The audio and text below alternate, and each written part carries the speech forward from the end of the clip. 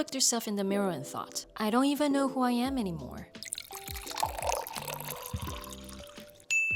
The truth is, we might have abandoned ourselves for way too long. In the past few years, I've been saying yes to almost everything. Friends, family, work, you name it. Until one day, I realized every decision I made was about keeping the peace or meeting expectations. And when I finally asked what I wanted, there was just this dead silence. If you've ever felt like you lost yourself because you've been living other people's lives, here are 4 steps I would like to share to start rebuilding your own identity inside out. So the first step we need to take is to stop outsourcing our decisions. Rebuilding starts when you stop outsourcing your permissions. Picture this. You're getting ready to go out and you ask your partner what you should wear. You're in the mood for red, but they say you look better in blue. So you change, not because you wanted to, but because you didn't want to disappoint. Sound familiar? When you lived your life for others for years, your first instinct is to check in with them before you make any move. Will they approve? What will they think? But every time you do that, you're quietly sending yourself a message. Their validation matters more than my own clarity. As a former people pleaser, the first baby step I took was I made one decision purely for myself each day.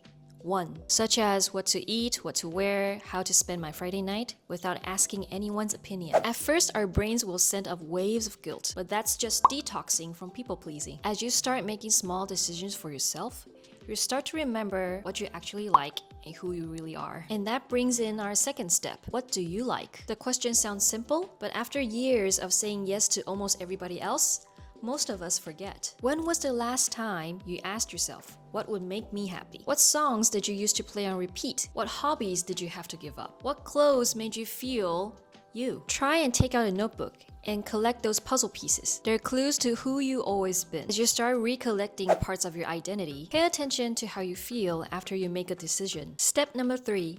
Pay attention to how you feel after you make decisions. When we make a choice, we should take a second and notice the feelings that follow. If it feels light and peaceful, that's authenticity. If it feels tight, anxious, and performative, that's approval seeking. It's not about perfection, it's about alignment. When your decisions reflect your values, they bring calm instead of noise. Our decisions will not always get applause, but deep down, it feels just right. If you want to learn how to define your own values and set your own metrics, I got an old video right here. Go check it out. Anyway, the last step we're going to take in order to rebuild our identities is to let go of our old selves. The truth is, we can't rebuild if we're still trying to protect every part of our old identity that used to keep us safe. Maybe you were the nice one, the reliable one, or the one who never complains. Those roles helped us survive in environments where we thought being ourselves wasn't safe. But now you got to ask yourself, are people taking you for granted? Are we still happy to play those roles? Letting go doesn't mean you're betraying your old self. It just means you're upgrading, building a healthier version of who you always been. At the end of this video, I want to shout out to former people pleasers and current people pleasers. Living for yourself isn't selfish. It's the start of every healthy relationship and boundary. Rebuilding identities take time.